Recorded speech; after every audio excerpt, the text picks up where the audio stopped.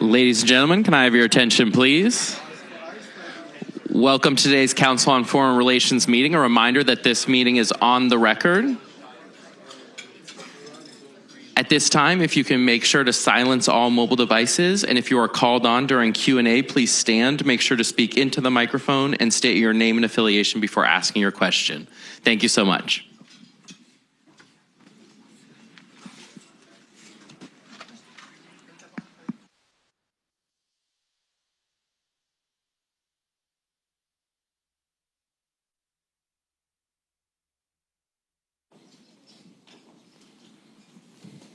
Oh, they already have water, so can I hand you this? We already have water. Thank you. Well, good afternoon, everyone. It's a pleasure to see you all here on a lovely Friday in Washington, finally. It gives me great pleasure to welcome to the Council on Foreign Relations Reza Pahlavi. This meeting is on the record. So the usual council rules actually don't apply. Reza Pahlavi and I will engage in a conversation between the two of us for about a half an hour, and then we'll open it up to Q&A. And I just want to say that when I was a sixth grader writing an essay about the Iranian hostage crisis, I never imagined I would be sitting here with a fellow resident of Potomac, Maryland, talking about Iranian politics. Well, welcome to the council once again. Let's start out in the late 1970s. Iranians rose up and overthrew the regime that your father led. Why would they now choose to restore the monarchy? And what is your vision for Iran? Okay. Hello, everyone. I'm very happy to be here in this prestigious gathering. I know the Council on Foreign Relations and their work over the years. I think I've had 2 or 3 occasions prior to participate in some meetings in the early 80s and then later on. So I'm glad to be one more time amidst this group. Look, I don't think this is about restoration or about a particular outcome. It's about democracy and self-determination. And I think whatever Iranians thought back then, if you listen to what the Gen Z of Iran says today about that generation, is what the hell were you thinking? And you put us in this mess. So how are we going to liberate ourselves now from what has been the net result? So I think today the viewpoint and the vision of Iranians who, by the way, have become more than ever aspiring to something that is, in fact, a very unifying theme, which is a sense of national identity against a regime that from the very beginning tried to crush every aspect of Iranian culture, history, from celebrating Nowruz all the way to other things. In other words, an Iranian renaissance against the most anti-Iranian regime we've ever seen. Not to mention the fact that it's been extremely repressive, and I don't think there's anybody in this room which would deny the fact that perhaps this is the most sinister regime we have encountered in modern history, that encompasses the worst of all the evil regimes we have witnessed. Totalitarian in one way, like the Soviet Union was, fascist in a way like the Third Reich and the Hitler regime was, racist in the sense that the apartheid regime in South Africa was, and yet is still sitting there, imprisoning the Iranian people on the one hand and threatening the stability of the world, including being a threat to this country's interests and national security. So long story, what is the perspective in Iran now? And why am I here? And what is my role? My role is not to run for office. I'm not. My role, however, is to maximize the chance for my fellow compatriots to be able to liberate themselves and decide ultimately via the ballot box and ultimately via referendum what it is that I ultimately would like to have as a secular democratic government to replace this religious dictatorship. This is all our campaign, and this has been our struggle all these years. And we hope to be able to know that in this campaign we're not alone, and we would have the support and the solidarity of democracies that are of the same viewpoints and values that we cherish, unlike a regime that stands totally against them. And that's what the fight is all about. Values of liberty, equality, human rights, versus a regime that has stampled on it from the very beginning. And that's the cause that we are all fighting today. Let me follow up on that for a second, because I think you made a little bit of news in that statement. If the Iranian regime were to fall, however it does, you would not necessarily put yourself forward to lead the new regime. As a democracy, you would be among candidates, or you wouldn't be a candidate at all? Again, it's not being a candidate for the job of ruling. I've offered the role of leading this campaign of transition. Why? Because this is the ask of the majority of my fellow compatriots who have a trust in me to be able to play that role for them. So my job is to unify as much as possible the democratic opposition. My job is to bring as much support as possible to the people themselves. My job is also to mobilize as much as possible the diaspora. And this is based on a 5-point plan that I have initiated, at least in the last couple of years, which includes maximum pressure on the regime, which is something that the world is doing. Snapback is being re-implemented. That's one aspect of what external pressure could be. Maximum support to the people, meaning that parallel to a campaign of maximum pressure, there has to be an element of maximum support, assuming we want to go beyond appeasement. And this time, seriously consider that an end of this regime is ultimately the solution, but it's done at the hand of the Iranian people, not by means of foreign intervention or anything like that.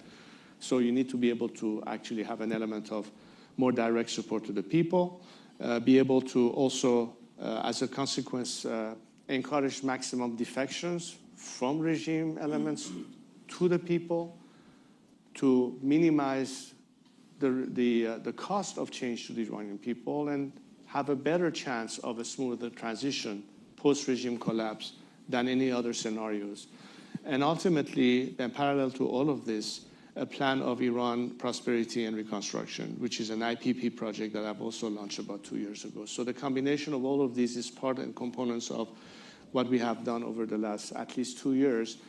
And I guess the question that everybody might have is, okay, we've seen several uprisings in Iran, at least in the last 5 years, the last one being the Mahsa Amini murder that triggered the Women Life Freedom movement.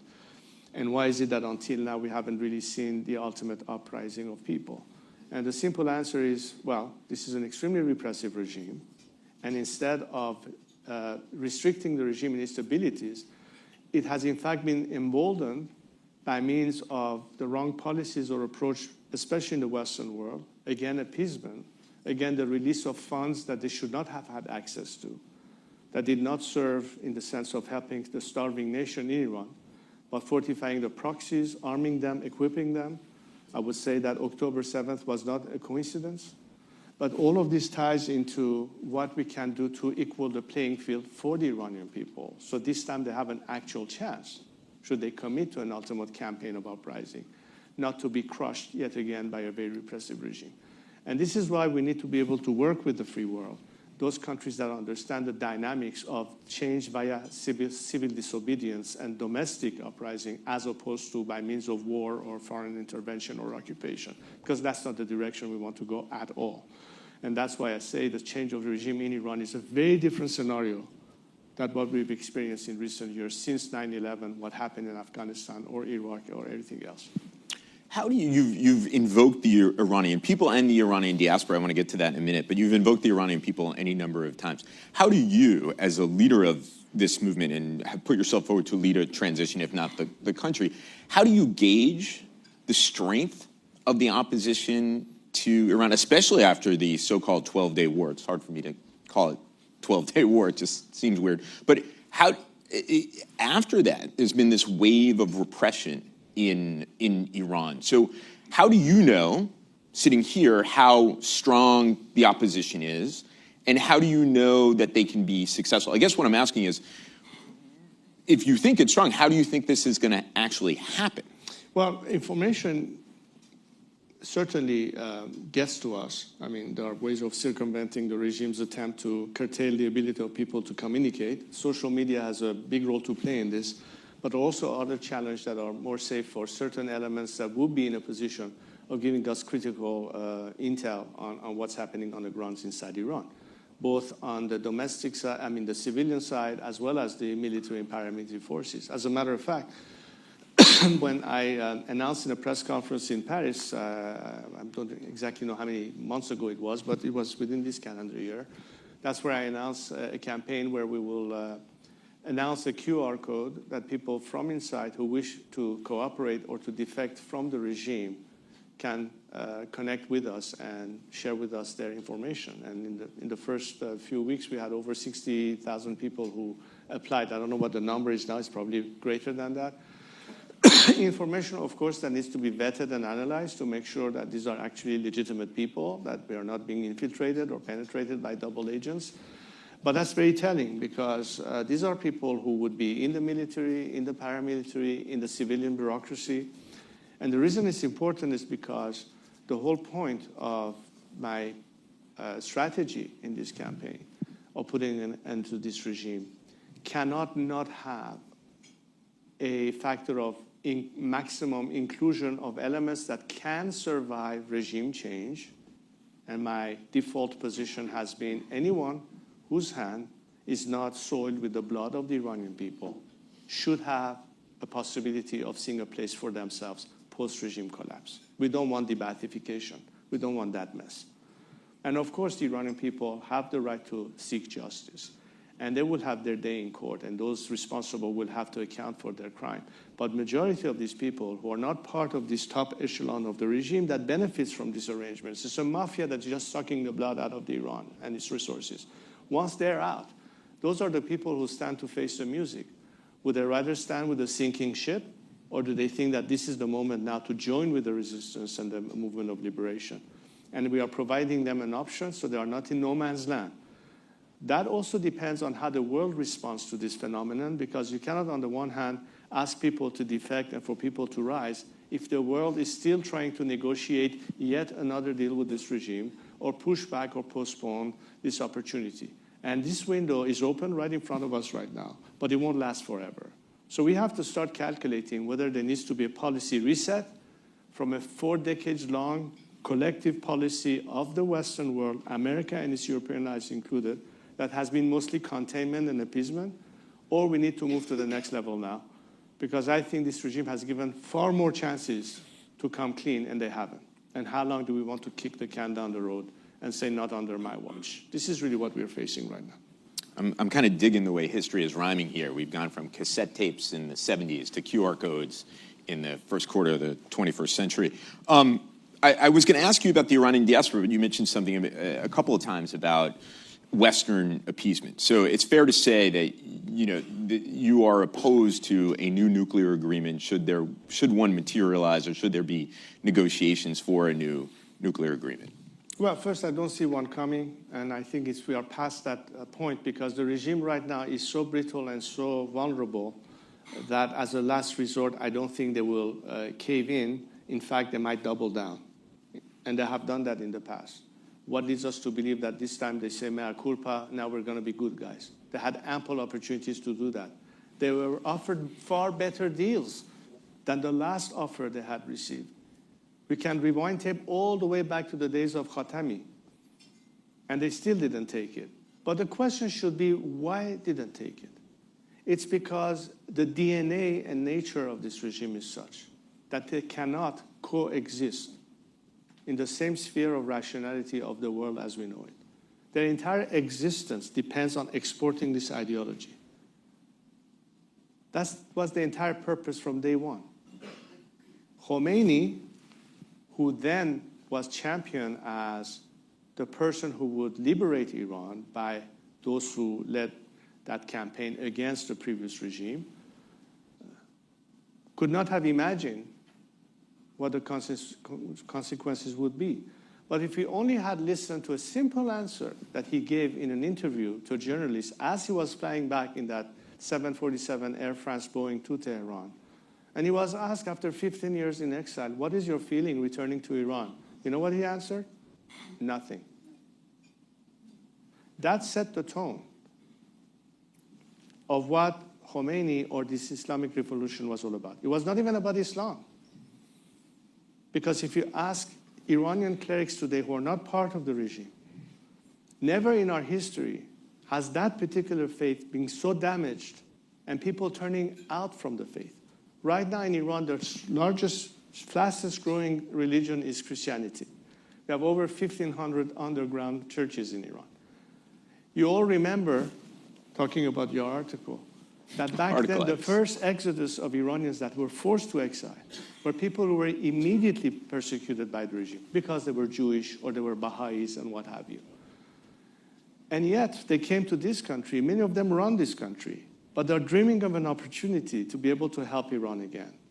And how good that would be for Iranians and how good it would be for this country. What stands between that future is this regime that continues to take hostages, that continues to fund whenever they can elements to bring more instability in the region. Bottom line, they are the ultimate problem. The Iranian people know that. Many people in the world are beginning to recognize that. The question is there the political will to do something about it? And that's the part that I'm afraid to say I have seen so far missing. I'm not saying it's going to remain like this all the time, but there needs to be a clearer process of making decisions. And I always remember two eras in history that marked and defined the world as we know it. One was during the Second World War, when you had Roosevelt and you had Churchill. And that combination ultimately put an end to the Third Reich. The second time around was Ronald Reagan and Margaret Thatcher. They were able to bring an end to the Soviet Union. And of course, Gorbachev had a role to play in that, agreed. Today, the question is, we are faced with a situation where this very same Iranian regime that the British government tried to appease is stealing drone technology by sending students in British universities to transfer it back to Iran to serve the Russians in the campaign against the Ukraine, just on that front. What would be the prospect of a world where the whole region might be yet again dominated by another kind of superpower that does it in a different way? And I'm talking about China, obviously. Or for that matter, what happens right now in the symbiosis between the Iranian regime and Moscow when it comes to the Ukraine conflict. All of that being a situation where no Western leader has yet to identify the problem and the head of the snake. And so we are trying to appease the biggest culprit that is a reason for all of this instability. And I don't understand at the end of the day what's the rationale behind that formulation of foreign policy. I asked David Cameron when I was in London 2 months ago, why is it that you're not subscribing the IRGC as a terrorist organization? And his answer was, well, our basic thinking and the Foreign Office is we don't want to use our channel of diplomacy, which is our embassy in Tehran. Really? Didn't you use Switzerland as an interim or the Qataris for another reason? Do you really are telling me that you're afraid of subscribing the IRGC just because you don't want to lose a diplomatic channel with the Tehran regime? Come on. But that's one of the problems, among others. Anyway, I don't want to go too I started out the question about nuclear negotiations. Would a post-Islamic republic pursue nuclear technology, recognizing that much of the infrastructure is not workable at the moment? But there are still Iranian nuclear scientists. Yeah. There is know-how. I'm sure there are sites that the United States and Israel did not find. Would it pursue nuclear? You know, from the very beginning, it just didn't make any sense for me to consider Iran as a country that would be in a situation to actually have nuclear reactors for a number of reasons. But didn't your father start the program? Well, I will explain. But let me. Okay, we'll go back. Yes, in the 60s, when we were starting to look at other sources to provide electricity and not use fuel only as a source for generation of electricity, you know, thinking more of the byproducts in petrochemicals and what have you. At the time, we started looking at different options. There were gas turbines who were not efficient enough at the time and rather expensive. Solar energy, which was really its infancy, nothing to do what it could be today. And of course, nuclear. And we came to nuclear because ultimately it was more cost effective, which is why Iran signed the NPT, We had shares in Framatome, which was, I think, the entity that would have provided the nuclear rods for the two first reactors that were supposed to come online in Boucher in 1982. And of course, in the middle of all this revolution happened. That was the calculation back then. But when I look at Iran on a seismic plate, very little water and access to water in low population area, it just doesn't lend itself to it. And I think today there are so many technologies in renewable energy, solar being one of them, that Iran is a perfect candidate for, that we can certainly bypass that nuclear aspect in 2025 as opposed to 1971 or 72. Anyway, that's my personal viewpoint. I leave it to the experts to assess that.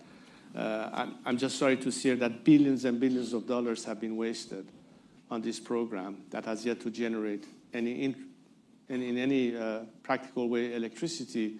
But something that is even worse is that as far as the nuclear ambition program of this regime, it has cost our country over $1 trillion worth of loss or damage. So the whole narrative is shifting towards, let's be sane in mind, let's be concerned about environmental issues. And I've been spending a lot of time with Iranian entrepreneurs and American entrepreneurs, many of them in the fields of how can we best tackle this thing and Iran's energy needs and requirement. And more often than not, the nuclear issue doesn't even pop up, number one. Number two, I think that as far as the possibilities of having more impact in terms of Iran's economy, I think these other industries will provide much more immediate jobs for the country than any nuclear program would. But again, this is my personal opinion. So the future of Iran has to be on par with making sure that we are using the safest technologies, the ones that are most beneficial, and steer away from anything that could be subject to question. And we will operate in full transparency as we did before, unlike a regime that has never been transparent on the subject.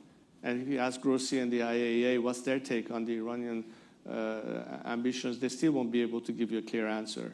Reason more when you ask me about the nuclear negotiations. That's one of the issues. Can you actually trust them and what they tell you or what they commit to? Let's go back to domestic politics in Iran.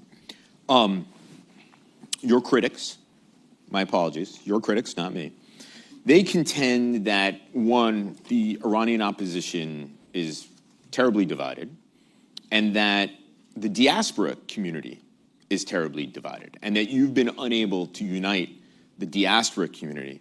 So they question whether you'd be able to unite Iranians around a transition after the collapse of the Islamic Republic. How do you answer that question? What is the state of your movement, and how do you plan to unite Iranians who have very, very different views about a post-Islamic Republic Iran? Well, for anybody who is interested in the facts rather than the narratives, I will point them to the facts. And the best fact that I can point them to when it comes to your question is last month when I was in Germany, we had the Munich conference, which was a conference that was the vastest and more diverse ever within the Iranian opposition in 46 years, including people from different walks of life, ideologies. Former Marxists and leftists were there, Republicans were there, representative of Iranian ethnic groups were there, representative of the latest wave of Iranian victims to the regime's repression during the Mahsa revolution, kids that were shot in the eye, their grieving mothers, they were all there. And it's on record for everybody to see. And the video is out there, you can go and study that. Yesterday, a new website was launched, which is the Iran Rising website. It was launched about 9 a.m. yesterday. As of 10:30 this morning, I asked one of my assistants what was the response. We had over 1.5 million views already in 24 hours. And people from inside Iran are putting their names out there to join this campaign and participate. If that's not an indication of unity and solidarity, I don't know what else I can put on the table as a proof to you people. So if you go and check that out, these are the facts, these are the measurables, and it's on that basis that I would say Iranians are becoming far more united. The opposition is getting more and more organized in working together on a common agenda. And the response from inside has been, of course, the strongest ever. And the interesting thing is that I announced this platform on the day of a national celebration of one of our cultural days, which is Mehregan. Mehregan, which is the celebration of light. And we have never had this particular celebration as vivid as others, like Nowruz, for instance, or Yalda, which are other national celebrated cultural holidays.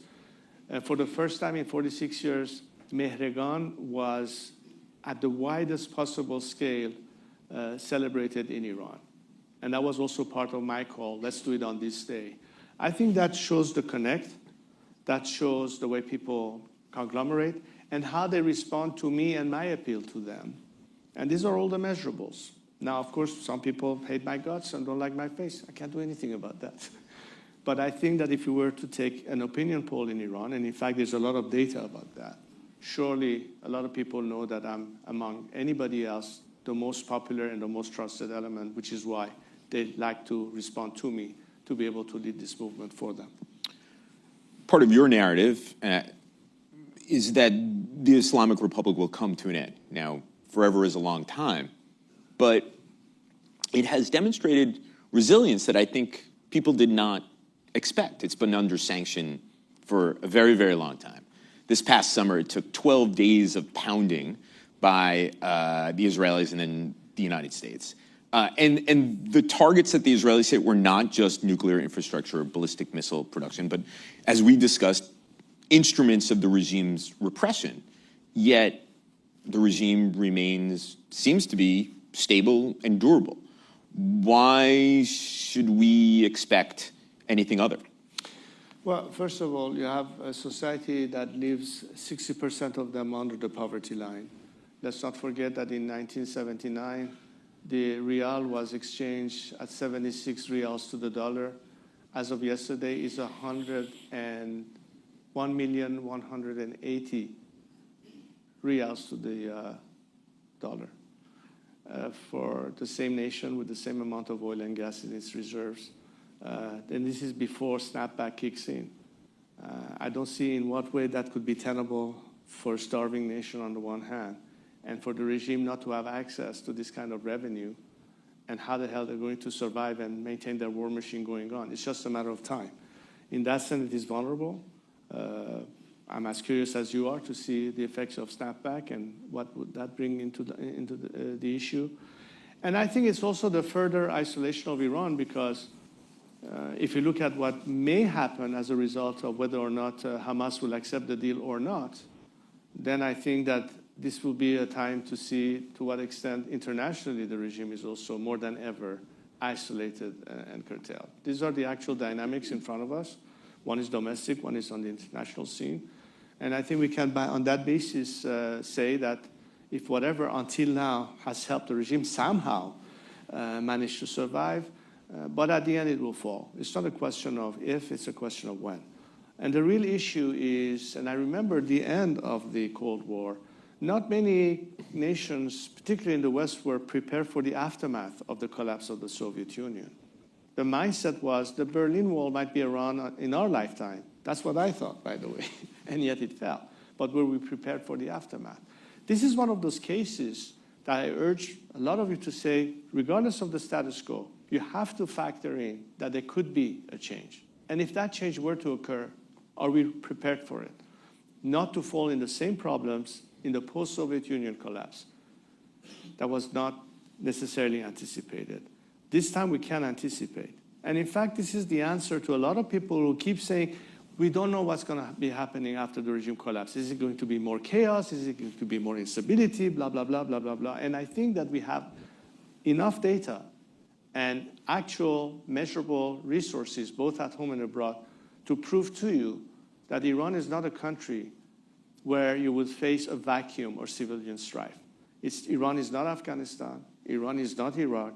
It has its own dynamics, its own polity, its own civil society, although heavily repressed, but certainly alive and well. And I think it is that element that can provide you that what you're investing this time on is not a change of behavior by a regime that you cannot trust at the end of the day, but liberate a nation that see eye to eye on the same visions and principles and can be an actual partner over there. America by itself cannot and will not be able to maintain global stability without having some partner in that case. Yes, the Abraham Accord was a good start. Clearly it was sabotaged by this regime for obvious reasons. And I've been saying this, and I said this when I was in Tel Aviv 2 years ago in a press conference, that if we elevate the Abraham Accords to the Cyrus Accords, meaning that a different Iran that is committed to regional peace and cordial relationship with our neighbors will be the element that will seal the deal and allow for that process to take place. So we don't have to worry about the relationship between Tehran and Jerusalem and Riyadh and all the other countries in the region. On the contrary, we create an environment that is conducive to maintaining even more stability and encourage economic development, everything that our country needs. And it cannot happen so long as this regime is there. And the regime knows that. It's just trying to buy time. Its ultimate tactic has always been buy time, hoping that there won't be a Trump in the White House or there won't be somebody that will be more aggressive as opposed to appeasing. That's what they've been doing as a tactic. And I think the Iranian people see through it, and I hope people outside the world begin to see through it as well. Thank you. Well, we have exhausted my questions that I planned to ask. So it's now your opportunity here. Let's start way in the back was the first hand I saw, and then we'll work our way forward in the room. Please identify yourself. Thank you. Welby Layman with Walmart.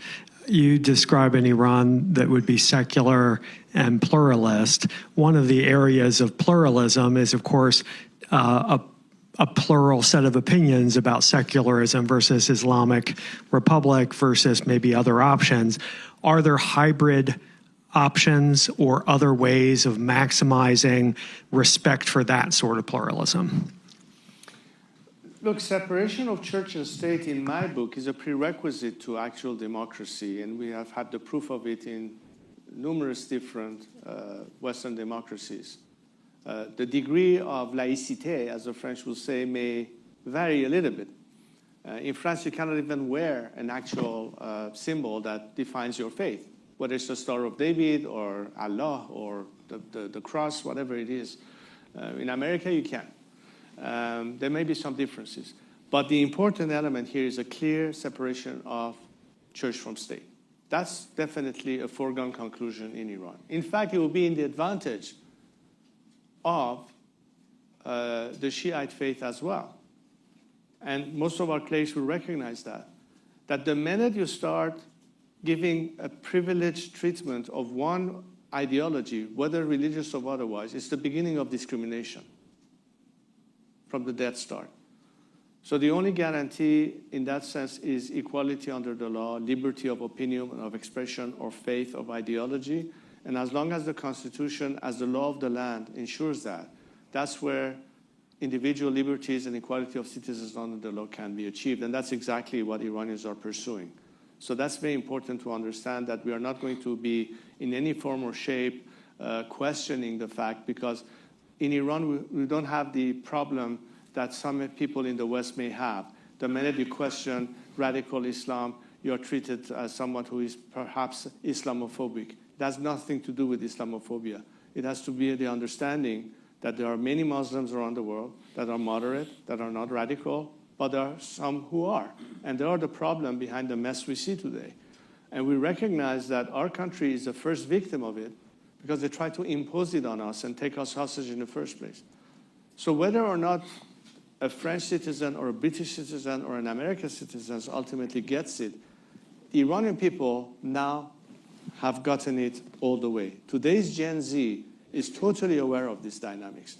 They don't have a problem with the fact that a secular Iran doesn't mean that we are anti a faith or another. It simply means we respect and we would like to have freedom of religion in our country. That should be the first guarantee. And that will explain why, because of this regime, many Iranians of other faiths had to flee the country because of immediate persecution.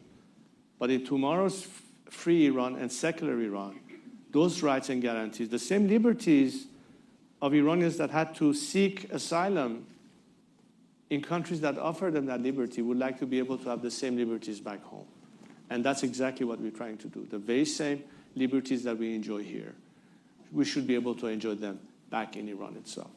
I know I said I was going to work from the back to the front, but I feel compelled to call on the gentleman right here in the front. So, compelled on a variety of levels. Mike Froman, President of the Council. Thank you for being here.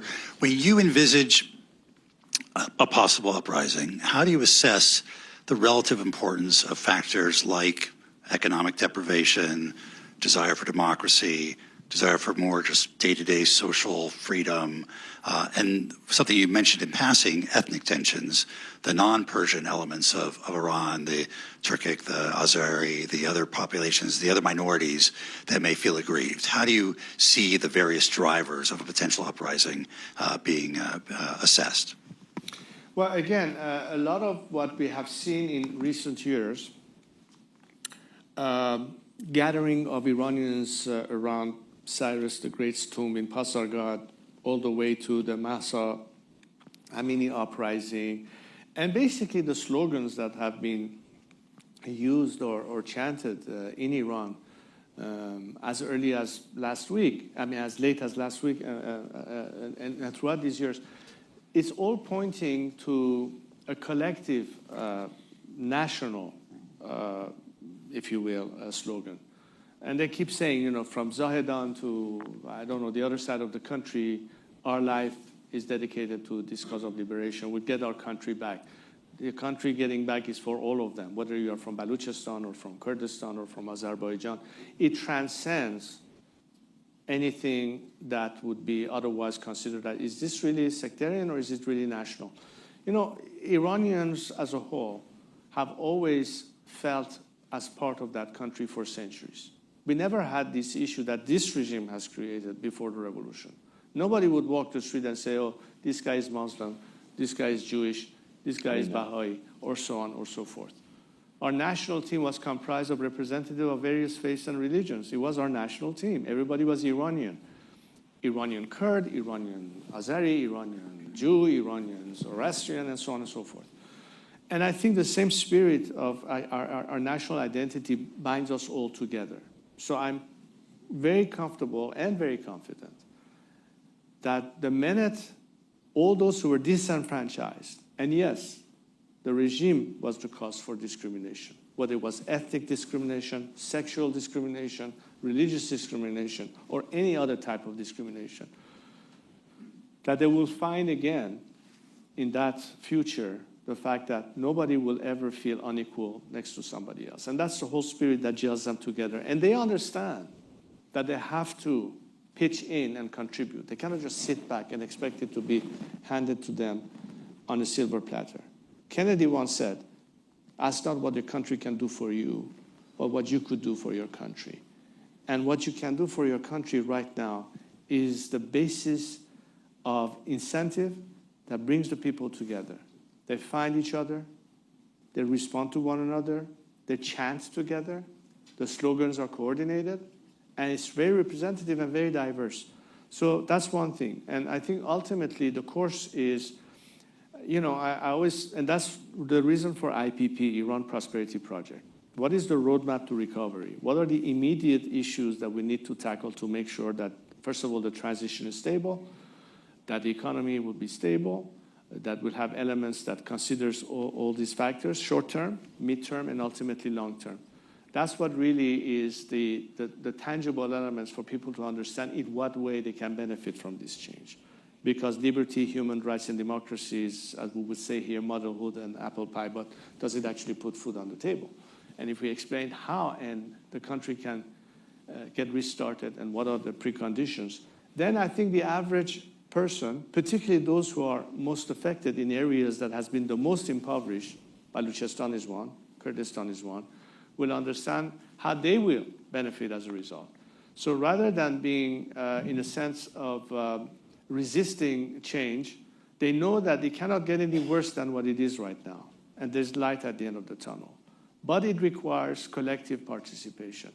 The call for a national uprising simply doesn't mean that somebody is going to come and, bring it on a silver platter. It's a call to a sense of responsibility and contribution and collective action. So everybody has stake in it. It's their campaign. It's not my campaign. It's their campaign. It's a national campaign that transcends any type of grouping, whether it is on ideological basis or ethnic reasons or what have you. It transcends all of that. And that's our collective cause. And that's why I think the Munich conference was successful. Because at the end of the day, we call for very simple, fundamental principles for all of us to agree on to be able to work together. Iran's national territorial integrity is critical. Again, individual liberties and equality under the law is one of the core principles. Separation of church from state or religions from government is a very important prerequisite. And of course, and last but not least, the right for the Iranian people to be able to freely determine their own future by means of free elections, which is why the constitutional process is part of the dynamics of political change and what will come in the future. That has been the basis of this platform that has bring all these diverse elements together. And we saw that and the success of that conference in Munich. And it's on that basis that we are regularly now progressing. I'm sure I will get much more data through the website. We just launched not even 2 days ago. It's in initial phase. And the response has been tremendous. It's not a one-way conversation. People are sending already ideas, plans, suggestions, progress, and all of this will be something to be monitored. The English version of the site should be up fairly soon, and all of these articles will be translated. So you will be able to see how people are responding and are contributing to this. Those are really the measurables that will be able to let you understand and actually feel the dynamics of this process and how people are responding to it and how they're working together. And I think that's a very big element to satisfy those who still have doubt whether or not Iranian people are ready and able to do whatever it is that is asked from them to do at this time. Right here in the middle.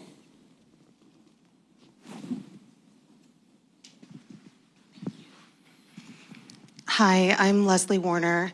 My question is, usually in social movements, what's so interesting about social movements is that ones that are successful is that a lot of times they're leaderless, which makes them more difficult to combat on the part of the regime in power.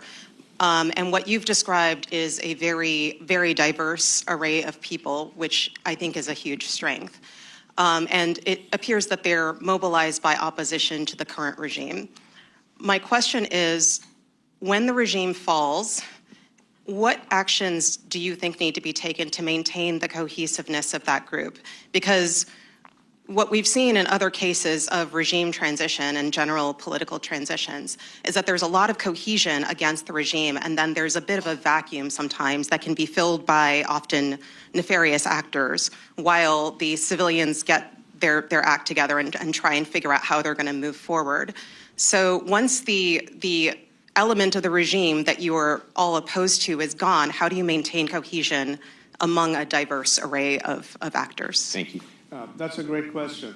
Actually, again, one of the first elements and projects that IPP has been focusing on is the first 100 days. The regime has collapsed. What do we do the first 100 days? How is the composition of that interim governance be composed of, and by whom and with whom? To what extent there is a leading team that offers that transition, the advisory team, preparing the stage for the election of people's representative at the Constitutional Assembly, which should be ultimately the methodology of determining ultimately what future secular system people want so that they can start drafting the text of that constitution that will be offered to the nation by means of referendum to ratify or not. All of these elements in detail are being, as we speak, discussed, not just behind closed doors. In fact, IPP has given a 45-day period for people to respond to that, chime in, critique it, tweak it, So everybody agrees on the mechanics of that change and who has what role in it, whether you are representative of a political organization or you are an activist or you are an economic expert or a legal expert, so on and so forth. What I think is very important is that I don't think we have too much of an issue in the sense of people questioning whether or not this should be the course. The issue is more making sure that we are not missing an element that could be a challenge. For instance, when you look at truth and reconciliation, what happened in South Africa, when we are thinking about transitional justice, what do we do with the remnant of elements that are in the regime and have to face justice? What needs to be done in terms of incorporating the majority of the civil bureaucracy and the people who, of course, are taking sides with the movement and are now moving away from the regime. These are the actual mechanics and details that are, I think, important for us to be able to ensure a smoother transition. And I think the majority of the groups I've talked to, whether they're monarchists or Republicans or in the center or the right or the left, are not right now campaigning as a political party to win an election to form a government. They're here understanding that we need to make sure that we have a common platform to make sure that that phase is managed successfully and prepare themselves so the day when we will need to conduct elections to form the next government, our political parties are ready to step in and, like in any other democracy, have their own campaigns, and ultimately a winner is decided that forms the future government, whether it's a president or prime minister. So I think on that course of action, the priority lines are defined, what we do in this phase between now until the regime collapses, but particularly what needs to happen immediately after that. So I think that this process means that it is acknowledged and accepted by the majority of the participants. So it's not like in the blind. It's not like, okay, we are discovering something new. And the reason we're trying to be as transparent and as clear as possible, it's because unlike what happened in 1978, when the majority had no clue of what will be the outcome of this regime, this time we're not saying, let's just get rid of this regime, then we'll see what happens, which is what they were saying at the time. Let's get rid of the Shah, then we'll see what happens. But this time we say, what do we need instead? How it's going to be done? And here's the mechanics of it. So everybody understands from day one, every step of the way, in a very transparent way. And I think that's an element that, in fact, solidifies the unity rather than people being doubtful and, take exception. At least that's the method we have implemented, and it has paid off. Right here, Barbara Slavin. Thank you very much. Hi, Barbara Slavin from the Stimson Center. Two questions. You have expressed a lot of support for sanctions, yet we see that Iran, which had a large middle class until about 2010, 2012, has seen its economy collapse since the imposition of so-called maximum pressure. This means people are poorer, it's harder for them to come out in the streets. What makes you think more maximum pressure is going to achieve the desired results? And the second... One question, Barbara. One question. I have to ask about your identification with Israel one question. and whether you think Barbara, that is one question, appropriate. please. Okay. One question. Somebody else. There's lots of people who want to ask questions. Go ahead. Well, look, the Iranian people don't blame the West for their poverty. They blame the regime and everything it has done to bring them to the stage at which they are right now. I think it's only the apologists and the contrarians for the regime narrative that toe this line that, sanctioning the country is bad, and this is going to impoverish the people. Look, we are in a war against this regime as Iranians, and we are willing to tighten the belts to survive. Our problem is not assuming the sanctions. Our problem is every time we had a chance, they've been thrown under the bus. They've been thrown under the bus under the Obama administration. They were in the Green Movement. They were thrown under the bus by the Biden administration after the Massa movement. Are we going to be thrown under the bus yet again? Because as long as this regime is there, the economic situation is going to continue. But once this regime is gone, there comes the opportunity to come out of this misery. What has delayed our liberalizing ourselves from the misery is because of the wrong policy of your governments. Because the chief culprit is Khamenei and his regime, and you're not doing anything to help us get rid of him. Not because you care about us. Just think of your own interests. Have you achieved anything? Have they given you everything that would be justifiable in terms of realpolitik, if there's any of it? Or diplomacy as a means to suggest that, okay, we're willing to negotiate, but nobody takes responsibility of it, and you kick the can down the road yet again, which means other Iranians on a daily basis being killed. Look, in the last month alone, we had 100 executions. In this calendar year, over 1,000. This is an ongoing thing. Much more important than whether or not they can afford to put food on the table. Their kids are being murdered every single day. That needs to change. Okay. Well, I've said what I need to have from the world. Solidarity. The same solidarity that dissidents in the Soviet Union were expecting from the Western free world. The same solidarity that South Africans wanted to put an end to apartheid. The same solidarity that helped Lech Walesa and his friends overcome Jaruzelski. What else is different in Iran? The same solidarity. And we don't see it in the case of Iranians. We've seen always the same approach of appeasement and negotiations, endless buying time by the regime, and nothing was achieved as a result. Until this attitude and viewpoint is not reset, the Iranian people will continue to be starving. Not because you're imposing sanctions. That makes it more difficult for the regime to fuel its old machine. But it will keep them still longer in power, and that will not change the game. The game changer is for the regime to be gone. And when we say regime change, it's because we understand that it is because of the regime that we are in this misery, not because of external factors. This regime is directly responsible to put Iranians in the mess it is. That's why we want, as Iranians, this regime to no longer be there. And we question whether the world see eye to eye with us that this is ultimately the solution, as opposed to think that you can still manage them, contain them, humor them, appease them, pay hostage bribes to them, and encourage their behavior as they have continued to have. Because you haven't changed their behavior. In fact, you have encouraged their behavior as means of this appeasement. Sir. Hi, my name is Josh Mogul. I'm from a Jewish diaspora community in Great Neck, New York, where you are very popular. We love you.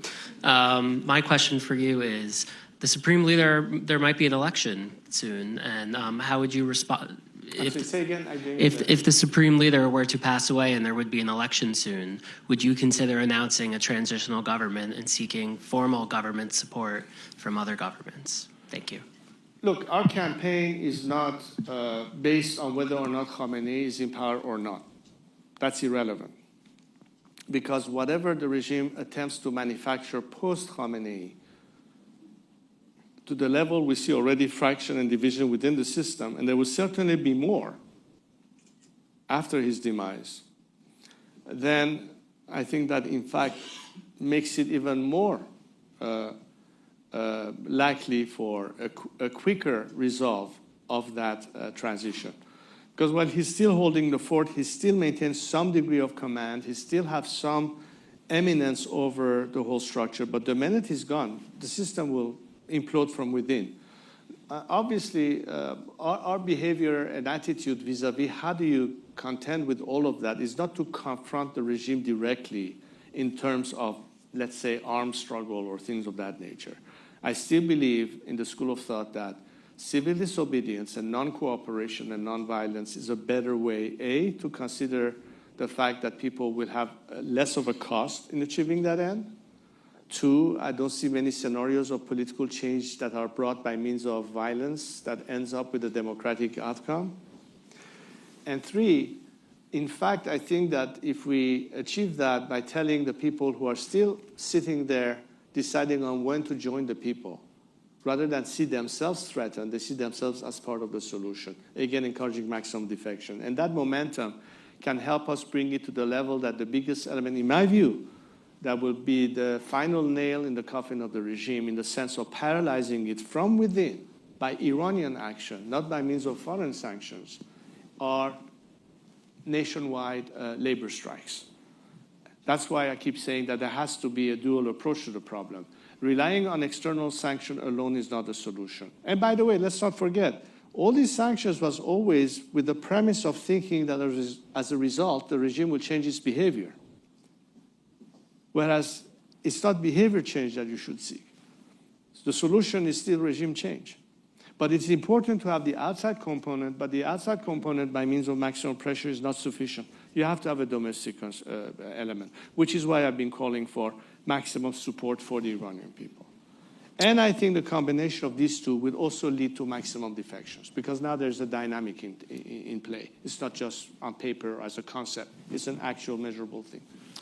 We're starting to run out of time, so I want to take the last two questions and then have Reza Pahlavi answer. Sir, right here, and then right here, Matt. Hi, I'm Kevin Sheehan from Multiplier Capital.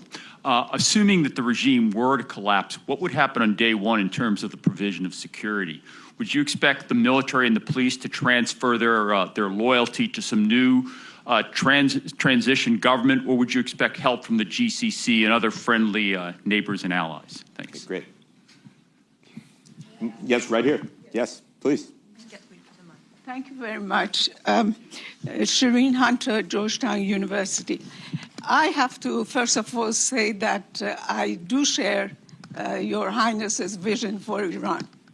A secular Iran, a nationalist Iran, where the focus and the order of priority is Iran and not Islam or some other kind of transnational aspiration. With respect, Shireen, if you could get to the question. I will get to the question. I'm sorry, Steve, but you know there are some preliminaries have to be said.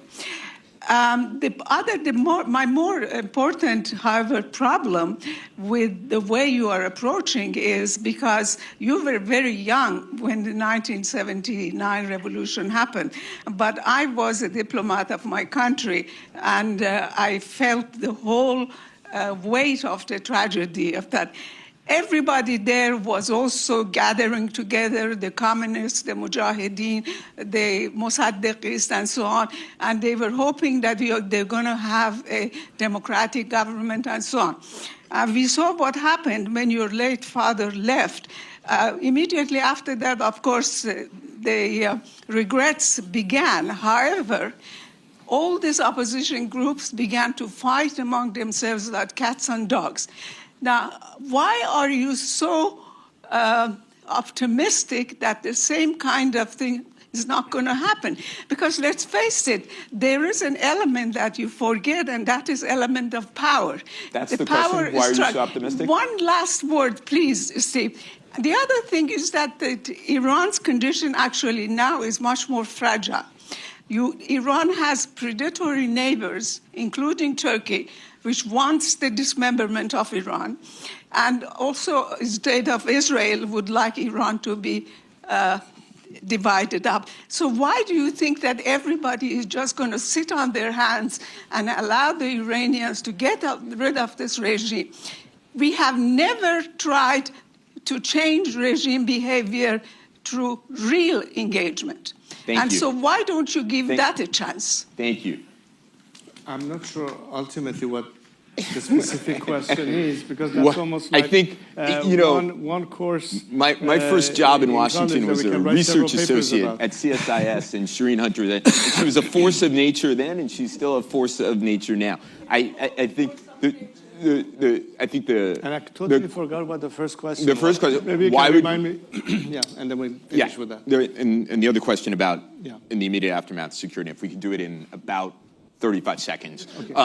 Why are you optimistic? Was the first question? That was Shireen's first question. Okay. Was why are you given the history of the revolution? Right. And there was lots of hope for real progressive change. Why are you optimistic that this time, if the regime were to collapse, that you would have a different outcome? You would have a more democratic, open society in Iran, that it wouldn't revert to some sort of authoritarian system. I think the biggest element that gives me confidence is not what the elite says, but what the grassroots says. Today, Iran's grassroots, the people on the streets, by the millions across the country, are chanting death to the dictator. In 1978, what drove the agenda was not the masses on the streets. It was certain intellectual circles, mostly the Marxists and the Islamists, who found some interest in common against the previous establishment, that drove the narrative. Some remnant of those still exist, but they're irrelevant because the grassroots have passed way beyond that point. The millions of Iranian youth today, the Gen Z of Iran today, is very clear on what it wants and what it doesn't want. And at the end of the day, they are the ones who will define the future. Not some think tank in Washington, not some reporter in such a newspaper here or in Europe, but the people on the streets.